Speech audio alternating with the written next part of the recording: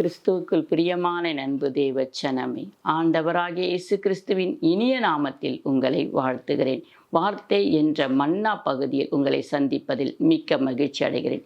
இந்த கால வேளையில் தேவன் உங்களுக்காக கொடுக்கப்பட்ட வார்த்தையை நாம் வாசிப்போம். சமாதானத்தின் தேவன் சீக்கிரமாய் சாத்தானை உங்கள் கால்களின் கீழே நசுக்கி போடுவார். ஆமீன். சமாதானத்தின் தேவன், சமாதானமான நம்முடைய தேவன், அவருக்கு 5 நாமங்கள் இருக்குது. அந்த 5வது நாமத்தில் பார்த்தீங்கன்னா சமாதானமான நாமம்.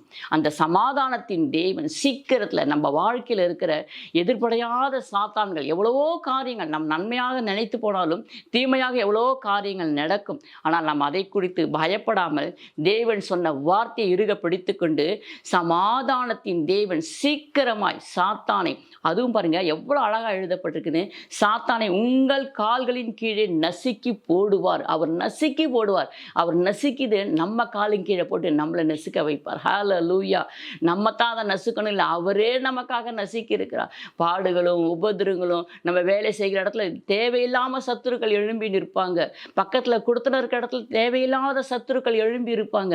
ஆனாலும் அந்த சத்துருக்களை நம்ம ஜெயம் கொள்ள வேண்டும் என்று சொன்னால் தேவனை நோக்கி பார்க்கணும். ஏன்னா அவர் தான் சமாதானத்தின் தேவன். நமக்கு அந்த சமாதானத்தின் தேவன் நம்ம இந்த கால வேளையில அவர் அழகாய் கொடுக்கிற வார்த்தை பாருங்க.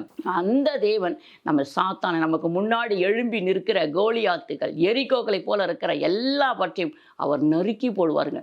தேவை இல்லாதவர்களை எல்லா தடைகளையும் உடைத்து போட்டு தேவன் இந்த நாளில் உங்களை ஆசீர்வாதமாக நடத்துவேன்னு சொல்கிறார். இந்த நாளுக்காக நீங்கள் நன்றி சொல்லுங்க பிரியமான தேவ சனமே. சமாதானத்தின் தேவன் உங்களோடு கூட இருப்பேன்னு சொல்லுகிறார். உங்களை வழி நடத்துவேன்னு சொல்லியிருக்கிறார். அது உங்களுக்கு முன்னாடி எழும்பி நிற்கிற எல்லா சத்துருக்களையும் முறியடிப்பேன்னு சொல்லியிருக்கார். உங்களுக்கு முன்னாடி எழும்பி நிற்கிற யோர்தானா இருக்கட்டும், அது செங்கடலாக இருக்கட்டும், போராட்டமாக இருக்கட்டும், பிரச்சனையாக இருக்கட்டும், எல்லாருடைய வாழ்க்கையிலும் பிரச்சனைகள் போராட்டங்கள் வரும் போகும். ஆனால் என் வாழ்க்கையில் நிரந்தரமாக இருக்குதுன்னு நீங்கள் நினைக்கிறீங்களா? அந்த போராட்டத்தை ஆண்டுடைய கரத்தில் ஒப்பு கொடுங்க.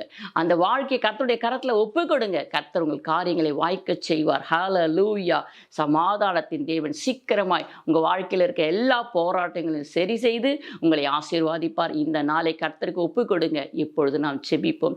அப்பா, நாங்கள் உம்மை ஸ்தோத்திரிக்கிறோம். நல்ல தகப்பனே, சமாதானத்தின் தேவன் தாமே எங்களுக்கு முன்னாடி இருக்கிற எல்லா பிரச்சனைகளையும் போராட்டங்களையும் கர்த்தாவே நிர்மூலமாக்கி போடுவீராக. தேவையில்லாத எங்களுக்கு முன்னாடி எழும்பி நிற்கிற யோர்தான்களையும் செங்கடல்களையும் கர்த்தாவே இல்லாமல் போக பண்ணுவீராக.